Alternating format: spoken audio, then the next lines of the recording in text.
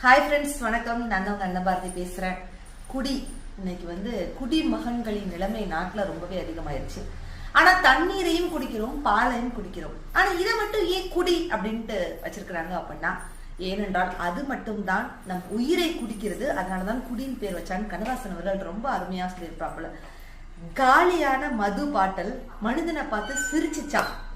என்ன டே, உன்னால நான் இன்னைக்கு காலி, என்னால நீ நாளைக்கு காலி அப்படின்னு சொல்லிட்டு காலியான மது பாட்டில் ஒரு மனிதனை பார்த்து சிரித்துச்சு அப்படின்னு சொல்லிட்டு கண்ணதாசன் அவர்கள் ரொம்ப அருமையா சொல்லியிருப்பாரு. மது அப்படின்னு சொல்லிட்டு தமிழன் சும்மா பேர் வைக்கலங்க.